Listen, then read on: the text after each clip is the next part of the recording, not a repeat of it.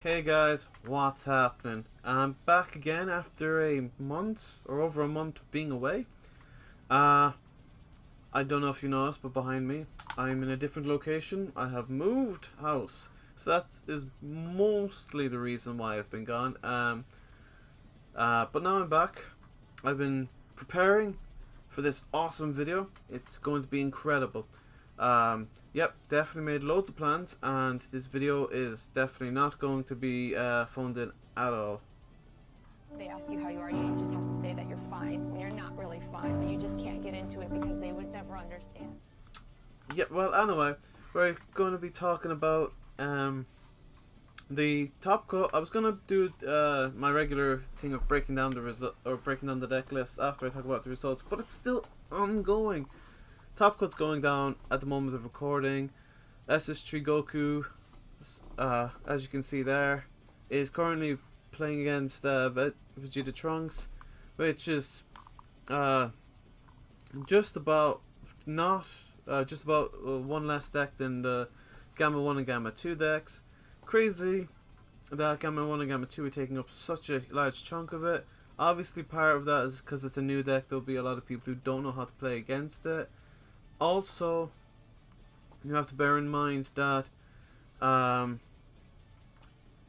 it's still a strong deck. You gotta bear in mind that it's probably got a lot of popularity because the movie's coming out, so a lot of people will want to try it. And Vegeta Trunks is still a solid deck. It's been out for a while. Not much to say on it. We know it's either the best deck or the second best deck of the format. U7 Goku. And Cell, I'm surprised Cell's representation isn't incredibly high just because it's so cheap. It costs probably about 100 quid to get, 30 quid for the SCR, Cell Zeno SCR, and the Dormants are being reprinted, so it's not that expensive as the Dormants anymore. They've been reprinted a few times now. So that would probably set you over 100 quid. The U7 Goku deck we've seen take most of the representation for the last few events. It's, been on a mad one. Bulma, I saw this guy play incredible match against Gamma 1 and Gamma 2 at round 8 on the PPG stream. Great player, great build. I believe he drew only 2 of the Raditz super combo and managed to recycle it like 6 times. It was crazy what his deck could do using the Videl. Great deck. He did a great job piloting the deck. And then obviously Cooler, I think we all kind of predicted that Cooler would be announcing itself into the meta, and it kind of has done in a solid way. It's back-to-back top 16s, and I think it will only continue to grow in popularity. It's a tough deck. I've started learning it myself. It's a tough deck to pilot, but the fact you can play a hand rep or super heavy aggro makes the deck a very, very strong contender. Well, I did 3 minutes on the breakdown. There wasn't much to say because, again, the top cut's going on. We don't know what's going to win. The best of the best are playing against each other now. But I didn't want to leave you hanging with just a 3 minute video. I've decided because, the meta's still kind of figuring itself out. And we've seen lots of a huge diversity amount of leaders get in the top 16. I decided to put all of the leaders that have either got top 16 recently or potentially could get top 16 into a big tier list. Now, there might be some notable omissions. I couldn't capture or think of every leader. I thought of everyone that I could, or found everyone I could, and I'm going to rank them. So, as I said, it's either leaders that could potentially get top 16 or leaders that have got top 16. So, if you're questioning, do I think this leader could get top 16? Like the SS3 Bardock, well, it did get top 16 at some event recently enough, so that's why that's there. So, it's in alphabetical order, I think, or some close enough to it. We're starting off with the androids. There's a lot of androids in the competitive scene at the moment. And blue-green is probably the strongest multicolor there is at the moment. Aside from you cell players might say yellow-green, but it's blue-green. It's a solid combination. And we're going to start with Android 16. I think this deck is super hard to play against. It's very strong, but I do think it's kind of missing certain factors, and that's what makes me think it's between tier 2 and tier 1.5. I don't think it's amongst the best of the best decks, so I think it's probably going to go here in tier 2. It's still a strong choice, can win events and has won events, but I just think the deck is can be a little slow, and obviously I think hyper aggro decks might cause a lot of weaknesses. You have to draw well. I think it's a strong pick though. You can win an event with it, but I'm gonna put a tier 2 for now. Now it might bump up to tier 1.5, but I just think that Android 21 is a slightly better option because it slows down your opponent massively by having the first battle card being played, having Summoning Sickness. It's once per turn. The field spell is so difficult to deal with. I think 21 is just slightly better, and that's why I'm putting it into 1.5. It's a strong deck. Mo 16 arguably could be better, but one thing that will be iterated and reiterated is it's all about the pilot, really. You can achieve crazy things if you have a great idea and you know how to orchestrate that deck, then you can go for it. It's a strong thing. AOD now. AOD I'm going to put into tier 1.5. Partly biased, I'll be honest. This deck is crazy though. We've seen it in a lot of top 16s. Not at too many games, but we saw it at the Birmingham event. Did really well there. We saw a number of other PPGs in the last few weeks. It's topped repeatedly, and it's topped strong at the Android 13 counterplay, and the Garlic counterattack are strong. It's hyper aggro, swarms the board with plenty of monsters, and gets your Pan SCR or your Cell SCR live. Cell SCR can be live as soon as turn 5, as soon as you're allowed. Well, you could probably play it without it getting the full advantage, but you're going to wait till turn 5. You're going to bring out the Cell Xenon, you're probably going to win if you can do it, but you can also play with the Pan SCR, which I do. Now we've got Blue Baby. Now I wouldn't even think about Blue Baby, it wouldn't be on my thoughts, but since the Card Fest, it's seen a renaissance. It's re-emerged. I'm going to put it into tier 3 because it's very much just been the odd event. It's gotten, barely climbed into top 16. To be honest, it might drop down to tier 4, but I'm going to leave it at tier 3 for now. Broly, Hand Rip. This is a super old leader, but I'm throwing it in there because it's possibly the best option for hand ripping aside from Cooler, and I think I just want more representation for green, being completely honest, amongst these choices. In the competitive scene, you might see green Broly pop up from time to time. Hand rip is always a problem, but for now I'm going to put down here in 5 just because I think everything's a little bit better than this. It's the worst amongst them. Not much to say. It's the hand rip deck aside from Cooler, really. Bulma is going to go up into 2. Just after seeing that list, after seeing that guy play against Gamma, I can see that this matchup is going to be super tough for a lot of people to play against. It just proves that a great pilot can take a deck that's kind of lost in obscurity all the way back to the top of the meta. Well, not quite top of the meta, but I think this is a very strong option. With Ultimate Squad, it's got some good choices now. With the Baby Unison, really complements this deck super well. Great removal, and that Goku, Pan, and Trunks SPR. The fact that you can play behind your Unison and then play it itself as a solid card helps the strat out a lot. So I put it in tier 2. I think it's a strong deck. Cell now, the structure deck goes up into tier 1.5. I don't think it's up there with the coolers and the other decks that exist, the U7 Gokus. I think it's a little bit off that. Its high representation is, in my opinion, I might be wrong, I'm not saying I'm the expert here. I've played the Cell deck a lot. I don't find it to be the hardest matchup to be. I think it struggles kind of against mono yellow because you can rest a lot of their stuff. It takes a lot of resources away from them. Because their boss monster doesn't have any protection is the biggest issue with the deck. But it's strong. By turn 5 it can get out the SCR. But I think because it takes till turn 5 to kill you, and U7 Goku takes the turn 4 is why I put at 1.5. Cooler now. Maybe it's a bit early to put this up at the tier 1, but I think just the way it plays, the amount of aggression it can put out, the different ways you can play. You can play hand rip, you can play super aggro, you can play control if you do so desire.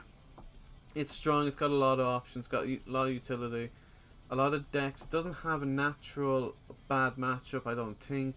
So that's why I'm putting up tier 1. You can play it, and there's not really a matchup you're kind of praying not to see, because, you know, if you're playing yellow, it doesn't really matter if they rest your battle cards all that much. Or it doesn't matter if they rest Power to Super Saiyan on Unison, because you're going to be swapping it out. You're going to want to bait the Power to Super Saiyan if they do have it. And the super combo, the Chile super combo again, yeah, cards that normally put your bother Unisons, you know, you swap them out so quickly, it's not the biggest deal if they rest them. The only one that might be a big issue against is the Golden Frieza, but you know, wait till your opponent has a lower hand size, try and, you know, manage your resources. It's all about how you play the game. And a good cooler player has all the chance in the world of winning. There's nothing that can really stop him. Dark Broly. This is a deck that has been through the freaking... it's been a roller coaster with this deck. If you're a Dark Broly player, you've had the highest of highs. When the deck released, it was super strong. Aradas came, really took the deck out of the competitive scene. Then we saw Mert take the deck back to prominence. We saw Dark Broly kind of make a resurgence in the format. It was doing really well with thwarting. At its side, I think there was a Donkey Kong version, or someone referred to it as a Donkey Kong deck. I don't know what that meant, but basically the deck was doing super well with thwarting. Then thwarting got put to 1. It hurt the consistency of this deck, but I still play against the odd Dark Broly player, and it's still solid. The Trunks boss monster from Realm of the Gods keeps this deck solid. I'm going to put it in tier 4, just because I think the deck still solidly needs thwarting, and if you don't see the thwarting, you know, the options are alright, but there's nothing kind of mind-blowing about it. Now we've got King Piccolo, another deck that's been absolutely, completely eradicated by the ban list. I'm putting it in tier 3 because it recently got a top 16. There was back-to-backs. It was like one day, I think it was 2 days in a row, 2 different players managed to get it, or maybe 3 places in the top 16. That's why I'm putting it there. I think it's a strong deck, but it's not nearly what it was. It was tier 1. It was, you know, up there. I think it was like the best deck of the format, and now it's tier 3, maybe tier 4, but yeah, but with the new cards from Multiple Squad, the new Goku, Trunks Pand, that card, it makes it viable, and obviously Red has possibly the best card in the game right now, being the SSB Vegeta for the SCR. Toa, I'm going to put Toa down in tier 3. It's gotten a top recently, or a couple of tops. It's doing alright. Black's kind of in the worst position it's been in without thwarting, or thwarting at 1, sorry. But Toa doesn't really use that. It's you know, a rather large engine in itself, and it pops out a bunch of tokens. But you kind of feel like there's quite a few decks that can stop it from doing what it wants to do. Board wiping really hurts this deck. So yeah, that's not much to say about it. Now I'm gonna put Finn up into tier 2, buff Toa, because simply it's been winning events, and it's a good meta for it because it has the Unison Absorbed card, which really messes with the new GT Goku deck. Really can mess with Cooler in the fact that it wants to constantly empower and taking their Unison away, meaning when they do the counterplay or whatever, they can't do the auto. And obviously it can take away the the baby Unison from most red decks, the new top 3 baby Unison that's just kind of running wild in every red deck now. Finn can take that, no bother, with the Unison Absorbed card. So yeah, Finn is tier 2 for this format. It's gonna probably stick around for quite a bit, just because it's kind of a natural answer to a lot of the meta decks at the moment.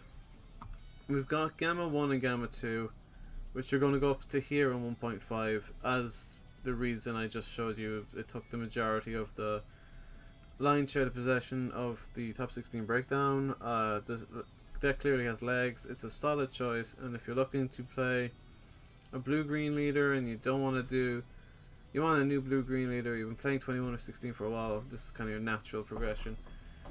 You know, it's a strong deck, got some great options. So yeah, I recommend for a lot of blue-green players, this is a good deck to go for. I'm going to put Goku Black up here.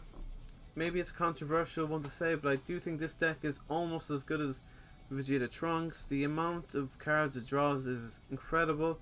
You'll pretty much see all your best cards every game. Its consistency is incredible. It's really hard to pilot for some people, I think. You know, I've seen some really great players with this deck and some not so great, but I do think this, if Vegeta Trunks, or Trunks Vegeta, some people refer to it as, were to take a huge hit on the ban list, if they were to hit that deck specifically or ban the leader, then I think this is the next best yellow deck. That or the new Goku card, or Goku leader, the new yellow Goku. Then we've got Hatch, who's been in the news recently. He just got errated and that's kind of made the deck a bit more interesting, but I don't think it's a great format for him.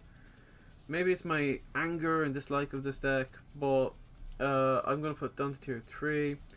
With Thwarting getting hit was a huge hit to the deck. We haven't really seen it since. Maybe the audit results we've seen him, but he hasn't been nearly as prominent about Thwarting. Red Jiren. This is going up into tier 2. Strong decks, hyper aggro. You know, you can win turn 2 really easily with this deck. Attack, attack, attack. The deck is just solid, really hard to deal with. Launch is a really hard leader to place, because there's some builds you can play with. Well, the Invoker kind of version is now dead. But you can play it with red green. I've seen some crazy red green builds. I've seen red blue. I've seen mono red. I'm gonna stick in tier 3 just because, even though there's a lot of variety, I think looking at all in all, I think it kind of balances out to being a tier 3 deck. Strong choice. You can get top 16 with it, but overall, I just don't think it's the juggernaut that's gonna get you to tier 1. But it's possible. That's the beauty of the game. If you're a good pilot, you can make any deck work. I'm gonna now get Green Boo. I'm gonna put into tier 5. We haven't seen it really since it's come out. I'm putting it here because the promo card that came out last set makes the deck quite strong. The fact that it can get out, I don't know if you know this, but there's a Boo card that's a black that came out ages ago, that when it's in rest mode, it has this pretty much almost the exact same effect as Super Namekian, except it can't be removed. Instead of having barrier, it has some crazy way it can't be removed by card effects. So it's tough to play against if you can go off, but it's green and it's just not overall the strongest. Now we've got Cooler Mill, which is a tier 3 deck in my opinion. Solid mill deck, very strong. And you know, it's mill, you know what it does. Red Swap Broly, I'm going to put in tier 4. It's strong, but you know, the swap mechanic will always have its issues. Hyper aggro, but if you can, you know, complete your chain and get out your SS4 Broly SCR, there's very few decks that can deal with it. It pretty much stops you from being able to combo with your regular cards. We've got Yellow Baby here. I'm going to stick it here in tier 4. I think it's tier 4 just because there's a lot of decks that can kind of just stop it right in its tracks. But we will see going forward. There's potential for the deck. Tier 4 is definitely not its ceiling, but you know, on the safe side, I think it kind of goes in tier 4 because I just, you know, haven't seen it since the Ultimate Squad has come out. We really haven't heard or anyone been talking about Baby. Where is Yellow Baby gone? Actually, to be fair, I should probably put Blue Baby down next to it. I think they're on the same level. So yeah, that's a slight quick fix. Already going against my better judgment. I'm putting GT Goku here in tier 2. It's a, you know, it's a strong deck just like Jiren. It's a bit more in for the long run. The Unison, get 10 markers on it. It's crazy if you can if it's allowed to go through. Its win con is super strong, but overall I think it's just kind of lacks something, and a lot of people, there's a lot of outs for the Unison. Space Time Unraveled, to say the least. People will probably be playing a lot of Space Time Unraveled in this format, so that's kind of its natural out. And obviously Finn can absorb the Unison as far as I'm aware, so that causes issues for the deck. This deck now, I think maybe this is I don't know, to be honest. I'm gonna put it here in tier 2. I think it's, now this could be 1.5, I don't know, but the new Goku, Yardrat Goku, it's a strong leader. The Gohan Unison that you can play in the deck also provides a lot of strength to it. Very good deck. We will see where it goes. It's a new deck, but I think it's got potential, and I think we will start seeing it top soon enough. There we've got SS3 Bardock. I'm going to put here in tier 5. I don't know how it topped. It's not the best leader. It never really did much, but someone topped with it, so I felt like I should include it, but I don't know how often we'll say it. Next, SS4 Vegeta. I'm putting it into tier 1.5 because the deck can easily get 7 energy, and once it gets to 7, it's usually going to win the game with Turning the Tide or the Kale card. Sometimes, one time I played against it and he managed to use the Kale card and then reactivate his energy and Turning the Tide me. Or he might have done that vice versa, but you know, yeah, I suppose he killed me first and then Turning the Tide. I think that's what happened. Anyway, this deck is super strong. I'm surprised we don't see it more often. Maybe I'm wrong in my opinion of it, but I think it's right up there challenging Gamma for the best blue deck for the format. We're gonna put Bardock there. Probably up here in tier 4. Just, I think this deck just didn't live up to hype, but it's also just not being used that much. I think the deck definitely has potential, and it's unfortunate that it doesn't really get seen as much as it should be, but you know, we'll see where it goes. I don't think we'll see that much of it though. We've now got SSG Goku, which I'm going to put here in tier 2. Right next to, next to Yardrat Goku. The natural development. This deck is topping regularly. It's a solid choice. I just think it's a little bit worse than your other choices. Sin Shenron has kind of dropped off. It's not been great. This format, thanks to the baby Unison coming out for Reds, can just take their 9-drop. Their best card just taken like that, easy as you like, and they can't even recur. The baby Unison is such a pain in the backside for this deck because the Shenron cards will be behind the baby Unison, so when they do go for the top 6, some of their best cards won't be in their drop area. That's why the deck's kind of fallen off a little bit, and it's just kind of naturally kind of phases in and out of the meta. So I won't be too worried about that Shenron players, and the best in Shenron players was rise to the top anyway. We're finally back to tier 1 decks, and this Trunks Vegeta I think is maybe the best deck of the format. That or U7 Goku. But I think head to head Trunks Vegeta just has that little bit of an advantage with Poutine still being legal. It's tough for U7 Goku to deal with that card. I'm gonna put SSG Trunks here in tier 3. It's maybe one of the best black decks of the format. It's probably the best one for doing thwarting stuff now.